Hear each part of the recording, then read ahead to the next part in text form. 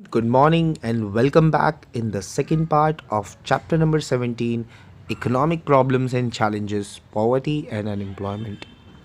बच्चों, मैं आपका एजुकेटर गौरव आर्धनिक आप सभी का एक बार फिर से स्वागत करता हूँ सेकेंड पार्ट में चैप्टर नंबर 17 के।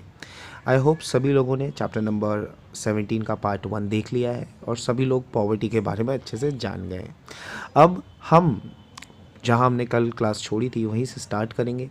राइट, हम लोगों ने पॉवर्टी के बारे में जाना था कि कैसे भारत में एक ये बहुत बड़ा चैलेंज है हमेशा से, and how to eradicate there this challenge from our country.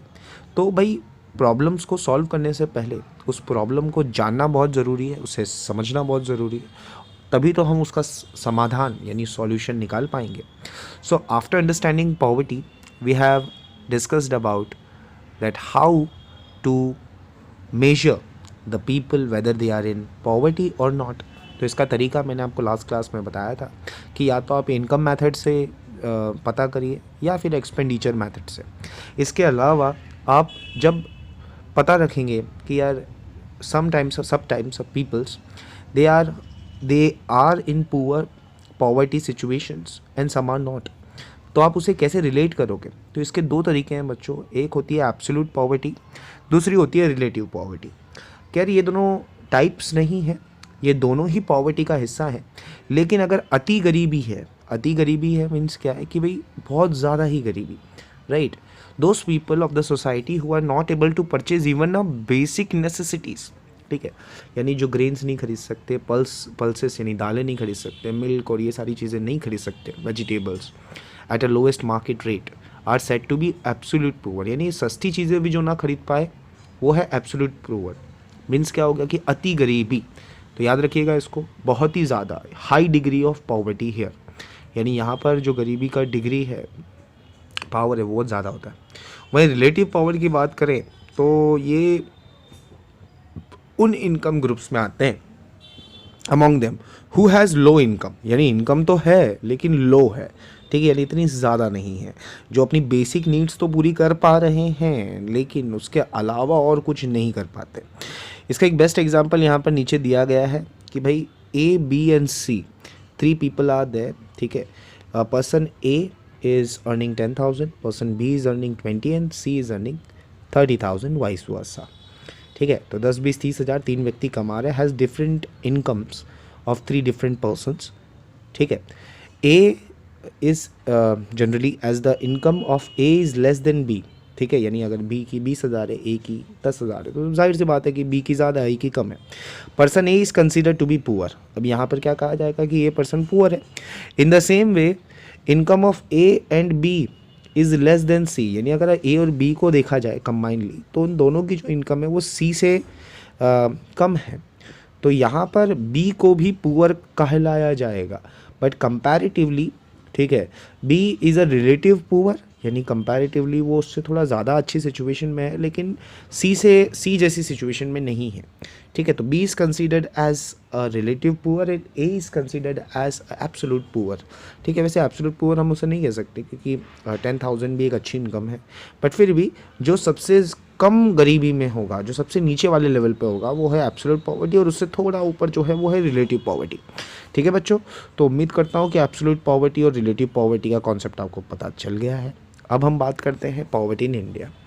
2011 और 2012 में जो हमारी प्लानिंग कमीशन है, ठीक है, जो हर 5 साल में प्लान करती है, उस कमीशन के अनुसार रूरल एरियाज़ मीन्स कि जो गांव देहात के एरिए हैं, वहाँ मिनिमम पर कैपिटा इनकम यानी पीसीआई कितनी इस्टेब्लिश की गई भाई, 816, यानी मिनिमम टू मिनिमम गांव में रहने वाले व्यक्ति को 816 रुपये तो कमाने ही हैं। अगर वो इससे कम कमा रहा है तो हम कह सकते हैं कि ही इज़ अ पुअर।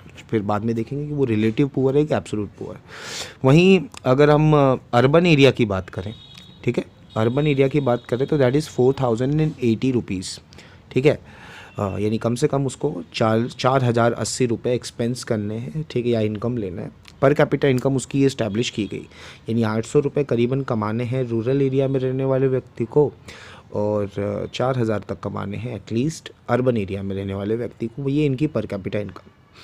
इसके अलावा पर capita income was fixed at the rate of 1000 पर पर्सन। ठीक है, सबको पता है कि भाई पीसीआई मतलब क्या है कि the total population, total income divided by total population of the country is known as PCI, multiply by 100 कर देंगे तो हमें क्या मिलेगा, पीसीआई। ठीक है, यानी टोटल इनकम, कितनी इनकम आई है उसको टोटल पॉपुलेशन से डिवाइड करके मल्टीप्लाई बाय 100 कर देंगे तो हमें क्या मिलेगा, पीसीआई, पर कैपिटा इनकम। ठीक है, तो अकॉर्डिंगली जो रूरल एरियाज़ के लिए है वो 1000 का एक्सपेंडिचर लिमिट है, और family living in a city यानी urban area that is at least 5000 तक का limit. It means that per capita income of our country is not same as cities and urban areas. तो इस चीज़ से लड़ने के लिए, इससे बाहर निकलने के लिए हमने एक नया क्राइटेरियन नंबर बनाया कि हम क्या करेंगे कि भाई जो उस समय भारत में 2011 और 2012 में 27 करोड़ लोग पॉवर्टी लाइन के नीचे थे। ठीक है, यानी 27 करोड़ लोग, बहुत बड़ा नंबर होता है ये। Rate of poverty has been reduce from 2.19% of ratio और टोटल पॉपुलेशन। लेकिन लगातार हम ये देख रहे हैं कि हमारी जो गरीबी है वो लगातार गिरती जा रही है। ठीक है, तो ये अच्छी बात है, right, means we are working on it. 2009 और 10 में जो था 29%, राइट, तो आप खुद देख सकते हो कि करीब करीब 2% जैसा गिरावट इसमें देखने को मिलती है। 29.8 से वो 21.8 आ गया। ठीक है, 8%, 7 to 8% मिनिमम। तो 7 से 8% इतना ग्रोथ हमने किया, हमने पॉलिसी को मिनिमाइज़ किया, पॉवर्टी को मिनिमाइज़ किया। अप्रॉक्सीमेटली पहले 35 करोड़ जैसे लोग पुअर थे। ठीक है, 2009 की बात कर रहा हूँ, और 2011 में करीब करीब 27 करोड़ ही पुअर रहे, यानी 8 करोड़, 7 से 8 करोड़ जो लोग थे वो बीपीएल से यानी बिलो पॉवर्टी लेवल से कहाँ चले गए, एपीएल, अबव पॉवर्टी लेवल में। ठीक है बच्चों, इसके अलावा वर्ल्ड बैंक के अनुसार 1.9 यूएस डॉलर्स, ठीक है, अगर इसको आप मल्टीप्लाई करो, अभी डॉलर का रेट 60-65 है।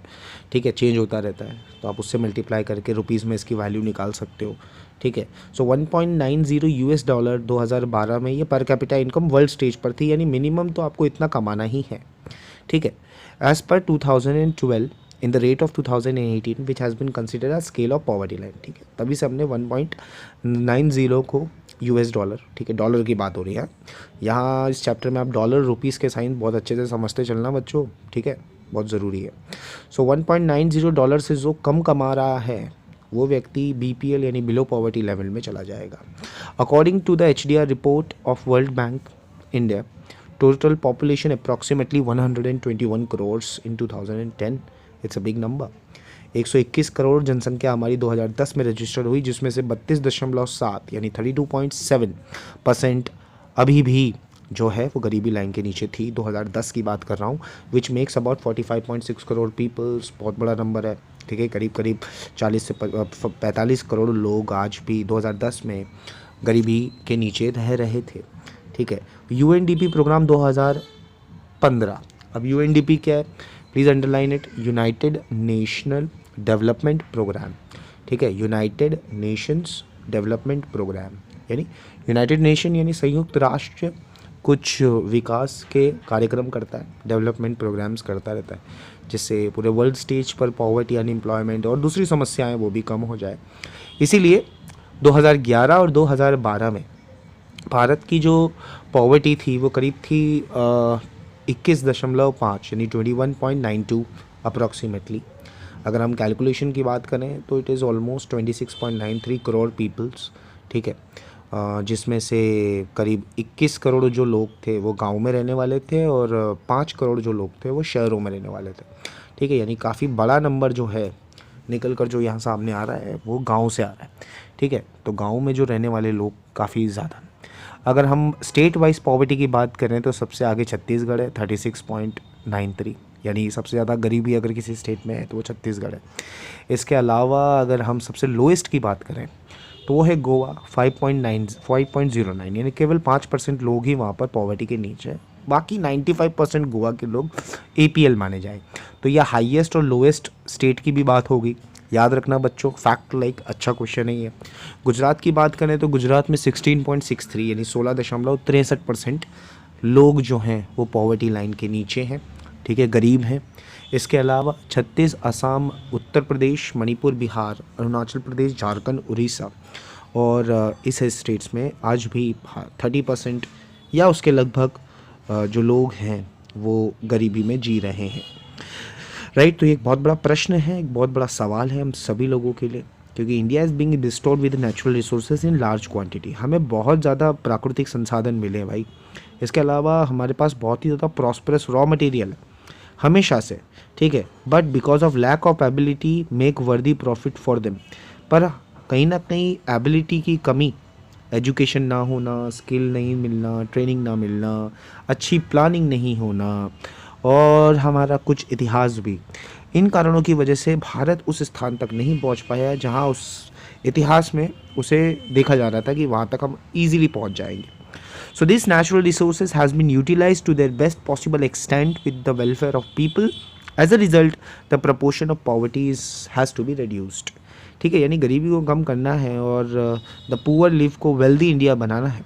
ठीक है, यानी गरीब को एक सदृश भारत में स्थापित करना है, मजबूत भारत में स्थापित करना है। ठीक है, स्ट्रॉन्ग इंडिया को बनाना है।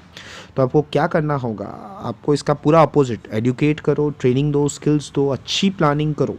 राइट, इन सारे रिसोर्सेज का इफ़ेक्टिवली और एफिशिएंटली यूटिलाइजेशन अगर हम करते हैं, so it's not difficult to make the poor India to a wealthy India.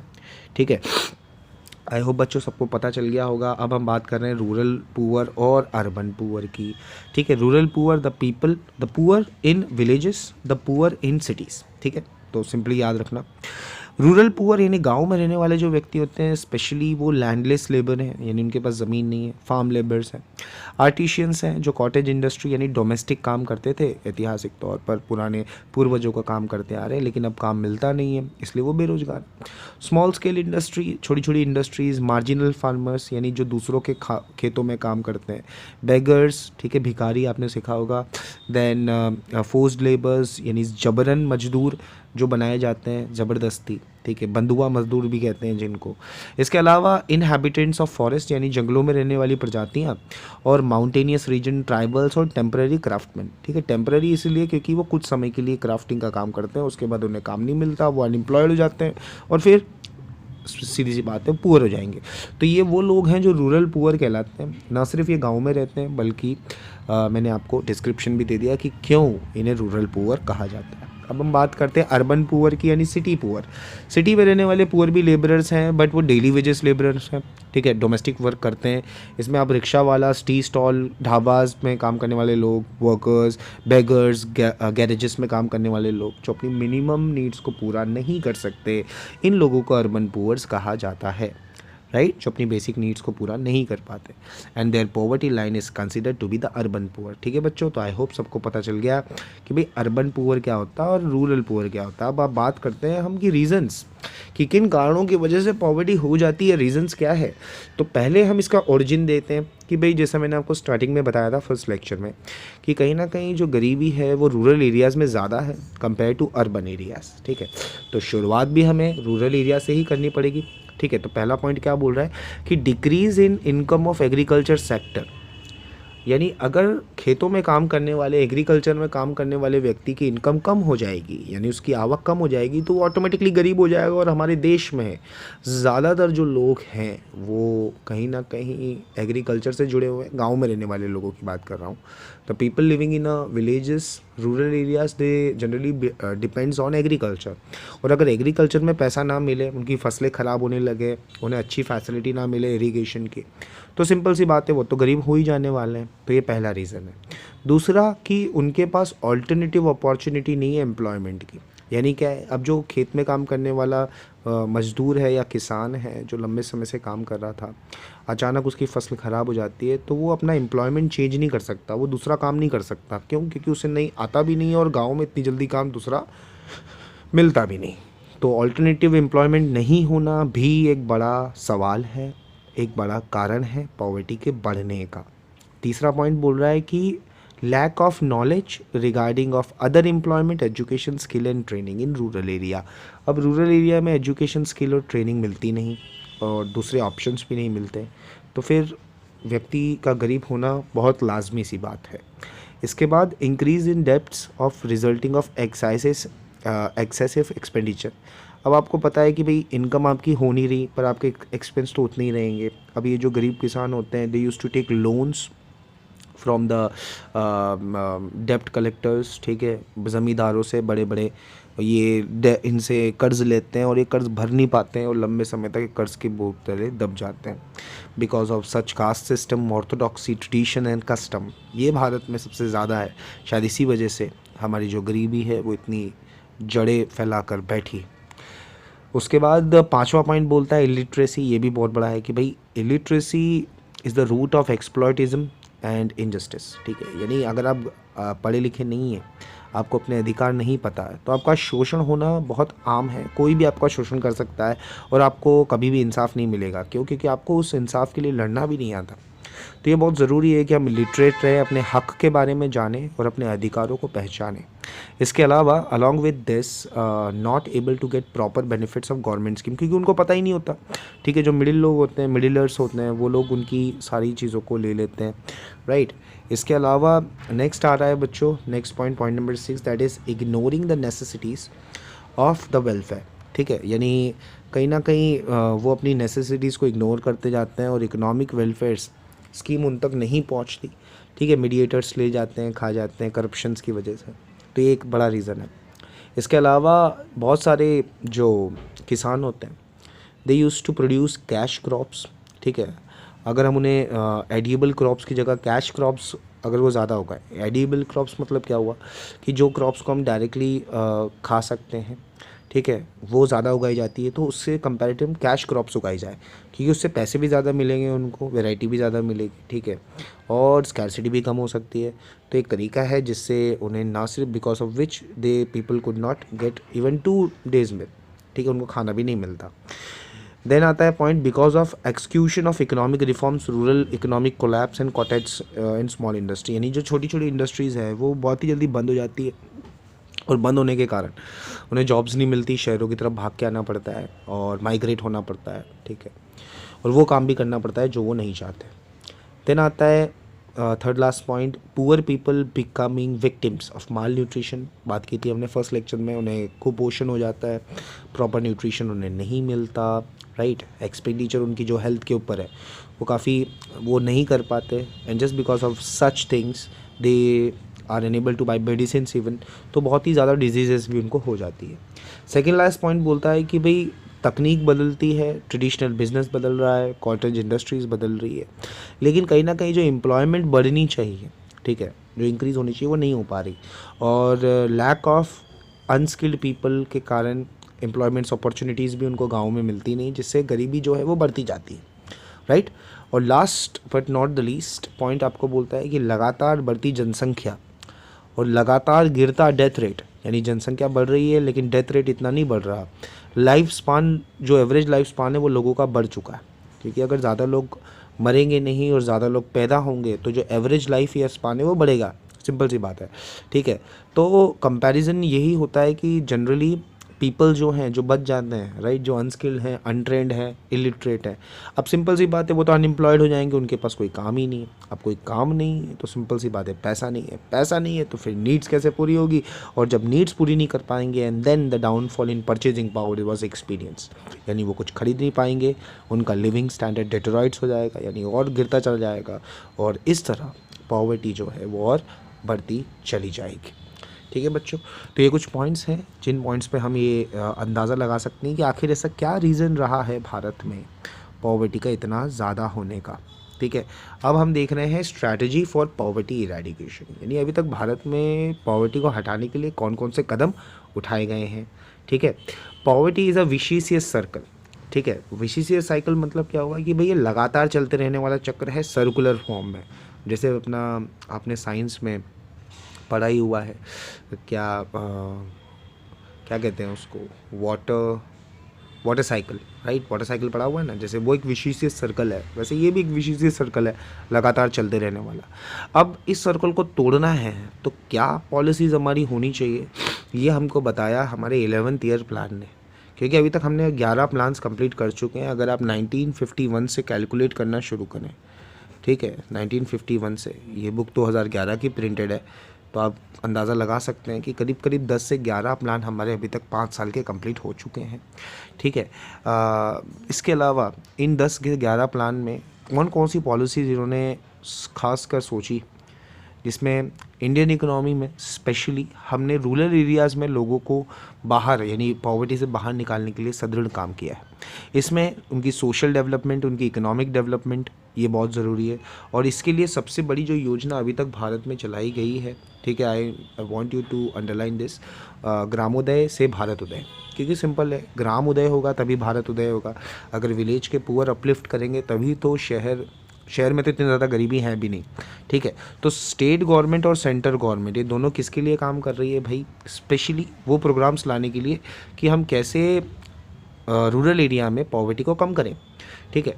अब रूरल एरिया में पॉवर्टी कम करने के लिए उनकी बेसिक नीड्स के साथ साथ एग्रीकल्चर सेक्टर पे काम करना कि एग्रीकल्चर सेक्टर मजबूत हो, कॉटेज इंडस्ट्रीज़ पे काम करना, स्मॉल स्केल इंडस्ट्रीज़ खोलना और अच्छी अच्छी अपॉर्चुनिटीज़ क्रिएट करना, ताकि क्या हो, गांव का जो युवा है उसे भी नौकरी मिले, काम कर पाए और वो अपने जीवन को और बेहतर बना सके।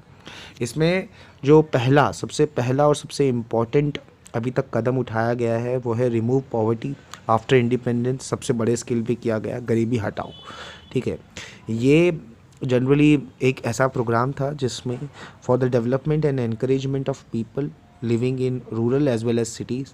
इसके साथ साथ ग्रीन रेवोल्यूशन भी एक बहुत बड़ा स्रोत है। ये ग्रीन रेवोल्यूशन के बारे में मैंने आपको बताया भी है, ठीक है, यानी हरित क्रांति। इसके बाद एम्प्लॉयमेंट्स जो है वो पॉवर्टी लेवल में लगातार इंक्रीज़ ला सकती है। क्यों? क्योंकि अगर व्यक्ति को एम्प्लॉयमेंट मिलेगी, काम करेगा, तो वो इनकम जनरेट करेगा। अगर वो इनकम जनरेट कर रहा है तो बेसिकली उसकी पॉवर्टी में रहने की जो कंपैशन है वो कम हो जाएगा।